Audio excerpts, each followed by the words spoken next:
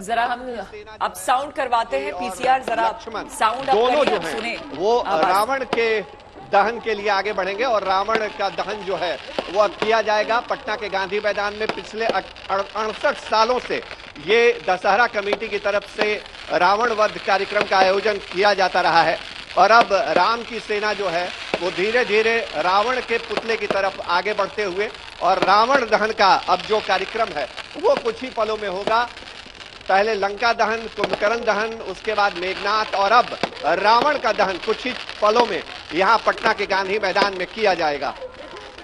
तो पटना का गांधी मैदान कई मायनों में काफी ऐतिहासिक है। आपको बता दें यहाँ पर कई बड़े बड़े कार्यक्रम, बड़े बड़े भाषण, बड़े बड़े नेता यहाँ पर पहुंचते रहे हैं, इसलिए गांधी मैदान अपने आप में, पटना का गांधी मैदान काफी ऐतिहासिक रहा है। और इस बीच जैसा कि बता रहे हैं पिछले 38 साल से यहाँ पर लगातार ये कार्यक्रम हो रहा है रावण दहन का, तो अपने आप में अद्भुत है। और उसी जोश, उसी उत्साह के साथ 38 साल से यहां पटना के लोग जो है पहुंचते रहे हैं। तो सीधी तस्वीरें देखिए, आपको हम 4 तस्वीरें टेलीविजन स्क्रीन पर दिखा रहे हैं।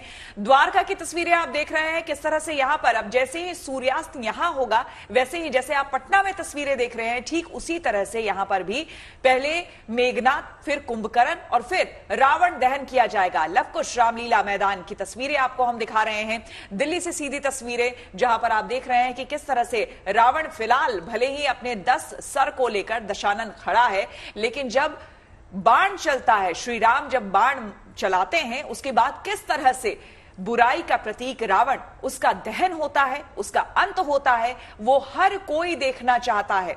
आपको वैसे बता दें कि शहर शहर अब कई सोसाइटीज में भी छोटे छोटे रावण ही सही लेकिन वो बनाए जाते हैं। और ये मुझे लगता है अनंत, ये बहुत अच्छी पहल है उन बच्चों के लिए जो अब नई पीढ़ी है, जो नहीं समझते हैं या फिर मान लीजिए किसी भी वजह से इन बड़े बड़े ग्राउंड्स में नहीं जा पाते हैं, तो उन सोसाइटीज में ही एक प्रतीकात्मक रूप पर जो रावण दहन होता है वो बहुत अच्छी बात है। हमारी संस्कृति, हमारी परंपरा को दर्शाने का भी और नई पीढ़ी को बताने का भी। जी बिल्कुल।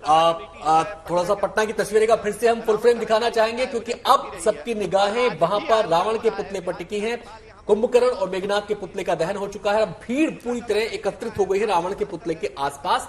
और हम हालांकि पटना में तो रावण दहन हो रहा है लेकिन जो लोग दिल्ली में या दूसरे हिस्सों में मौजूद हैं, जो हमें देख रहे हैं, हम उनसे गुजारिश करना चाहेंगे कि जब रावण दहन हो तो पुतले से उचित दूरी आप बना के रखें।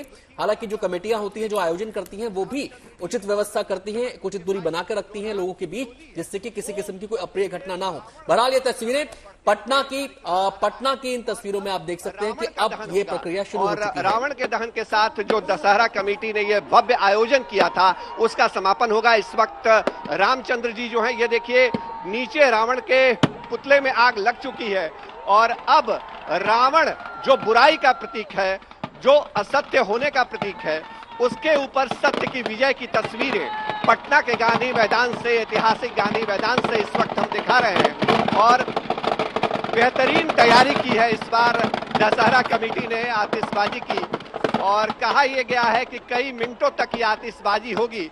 जब रावण का ये पुतला नीचे भरभरा करके नीचे आया है और इसके पहले लंका दहन, फिर मेघनाथ और कुंभकर्ण का दहन और अब रावण दहन के साथ जो एक प्रतीक के तौर पे बुराई पर अच्छाई की जीत, असत्य पर सत्य की जीत के प्रतीक के तौर पे जो दशहरा कमेटी की तरफ से आयोजन हर साल किया जाता रहा है, वो कार्यक्रम अपने अंतिम दौर में पहुंच चुका है।